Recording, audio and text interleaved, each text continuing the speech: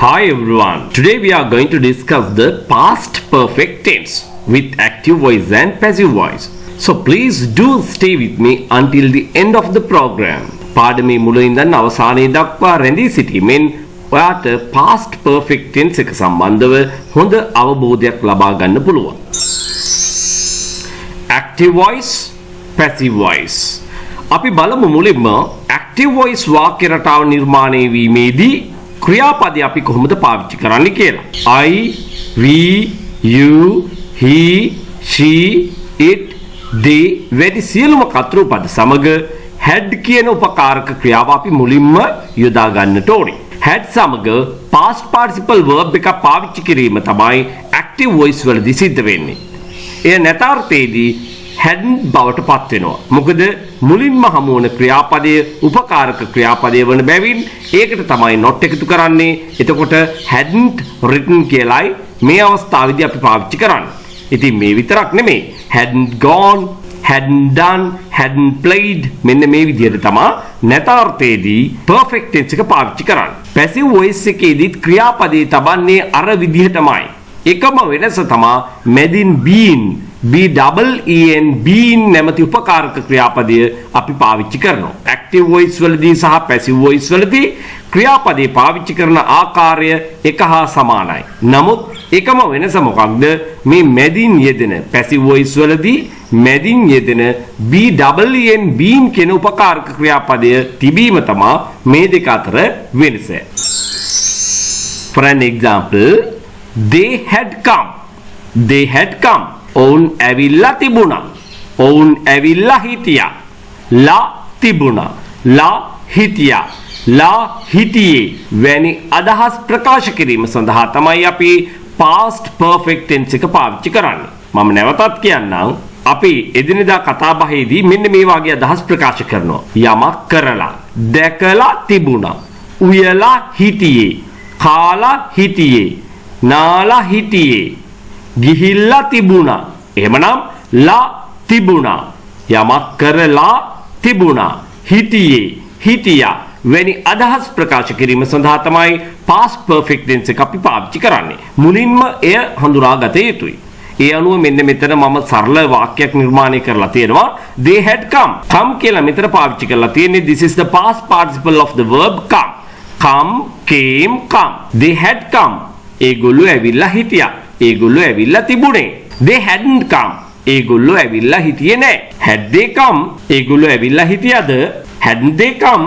ඒගොල්ලෝ ඇවිල්ලා හිටියේ නැද්ද? මෙන්න මේ විදිහට ඕගොල්ලොත් වාක්‍ය නිර්මාණය කරන්න. ඔබ බොහොම ආධුනික අවස්ථාවේ පසු වෙනවා නම් සරල වාක්‍ය නිර්මාණය කරන්න. නමුත් ඔබ අමතක කරන්න එපා four forms නිර්මාණය කර ගැනීම අත්‍යවශ්‍යයි යන වගේ. ඒ වගේම දැනටමත් හැකියාවක් තියෙන අය මීටත් වඩා දීර්ඝ වාක්‍ය නිර්මාණය කරමින් පුරුදු පුහුණු වීම කරන්න. ඉතින් මෙන්න මෙහෙම තමයි four forms නිර්මාණය වන්නේ. අපි දැන් බලමු කොහොමද මේක ප්‍රැක්ටිකලි අපිට ප්‍රායෝගිකව එදිනෙදා කතා බහේදී කොහොමද පාවිච්චි කරන්න සිද්ධ වෙන්නේ කියලා.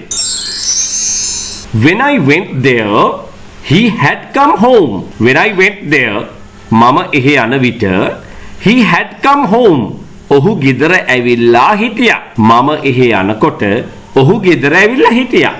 When I went there, he had come home. Or you can say he had come home when I went there. මෙවැනි වාක්‍යයක් දෙආකාරයකට ලියන්නත් පුළුවන් බව ඔබ දැනගන්න ඕනේ. මෙන්න මෙතනින් පටන් ගන්නත් පුළුවන් වාක්‍ය. He had come home when I went there. අර්ථයට කිසිම හානියක් සිද්ධ වෙන්නේ නැහැ. ඇති වෙන එකම වෙනස තමයි අපි මේ යොදන කමාව නැති වෙලා යනවා. He had come home when I went there. අර්ථයට කිසිම හානියක් වෙන්නේ නැහැ. එකම අර්ථය ගෙන දෙනවා. නමුත් ලියන ආකාරයේ විතරක් සුළු වෙනසක් සිද්ධ වෙනවා. මේ මෙතෙක් වෙලා යොදපු ක්‍රමාව ඉවත් වී යෑමක් සිද්ධ වෙනවා. එච්චරයි ඇති වෙන එකම වෙනස. I had never seen it before. මම කලින් ඒක කවදාවත් දැකලා තිබුණේ නැහැ. I had never seen it before. ඔයා කවදා හරි එහි කලින් ගිහිල්ලා තිබුණාද? Had you ever been there before? Had you ever been there before? I'd been there once, but it was several years ago. I'd been, I had කෙටි වුණාම I'd කියලායි අපි කියන්නේ. I'd been there. මම එහි ගිහිල්ලා තිබුණා once. එක වතාවක්. මම වතාවක් එහි ගිහිල්ලා තිබුණා. But it was several years ago. නමුත් ඒ වසර කිහිපයකට කලින්. I been there once. But it was several years ago. මම වතාවක් එහි ගිහිල්ලා තිබුණා. නමුත් ඒ අවුරුදු කිහිපයකට කලින්. I been there once. But it was several years ago. We had finished eating when they came back. We had finished. උච්චාරණය at කියලායි අපි කියවන්න ඕනේ. Finished. We had finished. අපි අවසන් කරලා තිබුණා මොකක්ද? eating. කෑම. When they came back. ඒගොල්ලෝ ආපහු එනකොට. එතකොට මේ මොකක්ද කියන්නේ? ඒගොල්ලෝ ආපහු එනකොට අපි කෑම කාලා හිටියේ. අපි කාලා ඉවර වෙලා හිටියේ. අපිට ඕනම් මෙන්න මේකේ ලස්සන වාක්‍ය රටාවක් නිර්මාණය කරන්න පුළුවන්. sentence pattern එකක් ආකාරයෙන් පාවිච්චි කරන්න පුළුවන්. We had finished eating. අපි කාලායි හිටියේ. කාලා ඉවර වෙලායි තිබුණේ. Then you can say I had finished writing. මම ලියලා ඉවර වෙලා තිබුණේ. I had finished bathing. මම නාලා ඉවර වෙලා හිටියේ. I had finished doing my homework. මම මගේ homework කරලා ඉවර වෙලායි තිබුණේ. මෙන්න මේ ආකාරයෙන් නිර්මාණශීලීව එදිනදා කතා බහ සඳහා යොදා ගන්න පුළුවන්. He had gone out when we went to see him. He had gone out. ඔහු එළියට ගොස් තිබුණා. එළියට ගිහිල්ලා හිටියේ. When we went to see him. අපි ඔහුව දකින්න යනකොට, ඒ කියන්නේ අපි ඔහුව බලන්න යනකොට he had gone out. ඔහු එළියට ගිහිල්ලා හිටියේ. He had gone out when we went to see him. Or you can say when we went to see him, he had gone out. Let's look at some passive voice sentences, right? English had been taught to us. දැන් බලන්න had සමග past participle verb එකක් තියෙනවා. මැදින් been කියන උපකාරක ක්‍රියාව යොදලා තියෙනවා. එහෙනම් නියත වශයෙන්ම මේක passive voice වාක්‍යයක්. English had been taught to us. ඉංග්‍රීසි උගන්වලා තිබුණා අපට. ඉංග්‍රීසි උගන්වලා තිබුණා අපිට. We had been advised umpteen times. Passive voice වාක්‍යයක්. We had been advised umpteen times. අනේක වාරයක් අනන්තවත් හිසේ කිස් ගානට කිස් පැලෙනකම්. In English we say very many times. We had been advised umpteen times not to go there alone.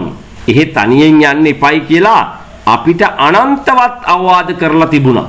But we didn't care. නමුත් අපි ගණන් ගත්තේ නැහැ. We had been advised umpteen times not to go there alone. But we didn't care. She had been advised umpteen times not to keep company with him. Keep company with කෙනෙක් සමග ඇසුරුකම් පවත්වනවා. ආශ්‍රය කරනවා. ඇයි හොඳයිකම් පවත්වනවා. මෙන්න මේ අදහස ගෙන දීම සඳහා පාවිච්චි කරන ෆ්‍රේස් එකක් තමයි keep company with. She had been advised umpteen times not to keep company with him. ඇයට අනන්තවත් අවවාද කරලා තිබුණා ඔහු සමග ඇයි හොඳයිකම් පවත්වන්න එපා කියලා. Our new house had been built by 2020. Our new house අපේ අලුත් නිවස had been built හදලායි තිබුණේ by 2020. 2020 වන විට කියන්නයි අපි මෙතනදී by භාවිත කරලා තියෙන්නේ. සාමාන්‍යයෙන් by කියන නිපාත පදේ තේරුම් ගොඩක් තියෙනවා. විසින්, මගින්, බැගින්, අසලින්, ළඟින් වන විට වැනි අර්ථ ගැනීම සඳහා මේක පාවිච්චි කරනවා. 2020 වන විට අපේ අලුත් නිවස හදලායි තිබුණේ. Our new house had been built by 2020. He'd been selected to the campus when he met with an accident. ඔහුව තේරිලා තිබුණේ to the campus එකට. ඔහු හදිසි අනතුරකට මුහුණ දෙන විට, හදිසි අනතුරකට භාජනය වන විට ඔහු කැම්පස් එකට තේරිලා හිටියේ. He'd been selected to the campus when he met with an accident. We hadn't been informed anything about it. We hadn't been informed. අපිට දැනුවත් කරලා තිබුණේ නැහැ anything කිසිම දෙයක් about it ඒ ගැන. අපිට ඒ ගැන කිසිම දෙයක් දැනුවත් කරලා තිබුණේ නැහැ. We hadn't been informed anything about it. Over 2000 corona patients had been identified yesterday. Over වඩා අධික 2000 corona patients 2000කට වඩා අධික කොරෝනා රෝගීන් සංඛ්‍යාවක් had been identified හඳුනාගෙන තිබුණා yesterday ඊයේ. travel restrictions had been imposed last week. ගිය සතියේ සංචාරන සීමා පනවලා තිබුණා. දාලා තිබුණා කතා කරන භාෂාවේ. Travel restrictions had been imposed last week. Curfew had been imposed throughout the country. ඇඳිරි නීතිය දාලා තිබුණා throughout the country කියන්නේ රට පුරාම. රට පුරාම ඇඳිරි නීතිය පනවලා තිබුණා. Curfew had been imposed throughout the country. Curfew had been lifted last night. ඇඳිරි නීතිය ඉවත් කරලා තිබුණා ඊයේ රෑ. Curfew had been lifted last night. Several decisions had been made to minimize the impact caused to the people and to the economy due to the travel restrictions. මම මෙවැනි වාක්‍යයක් මේ විදිහටම දුන්නා present perfect tense එක ගැන කතා කිරීමේදී.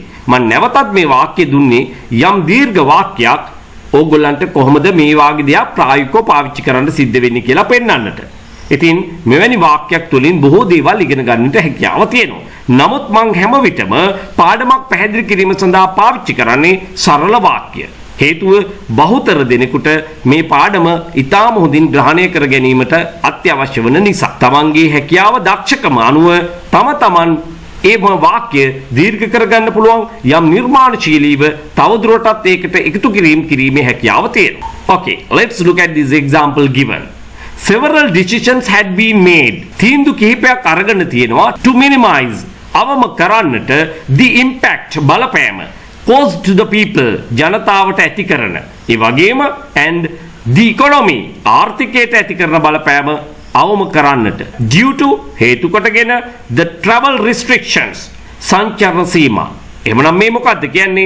සංචාරන සීමා හේතු කොටගෙන ආර්ථිකයට සහ මිනිසුන්ට ඇති කරන බලපෑම අවම කරන්නට තීරණ කිහිපයක් අරගෙන තිබුණා. Several decisions had been made to minimize the impact caused to the people and the economy due to the travel restrictions. ඉතින් මෙන්න මේ විදිහට ඕගොල්ලෝ වාක්‍ය නිර්මාණය කරමින් Tamante හැකි විදිහට වාක්‍ය නිර්මාණය කරමින් past perfect tense එක active voice වලින් සහ passive voice වලින් පාවිච්චි කරන හැටි හොඳින් ඉගෙන ගන්නට අත්‍යවශ්‍ය වෙනවා.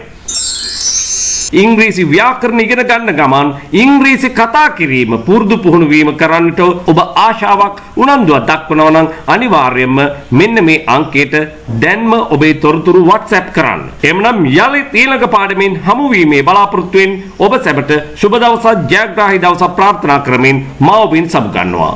ආයුබෝවන්.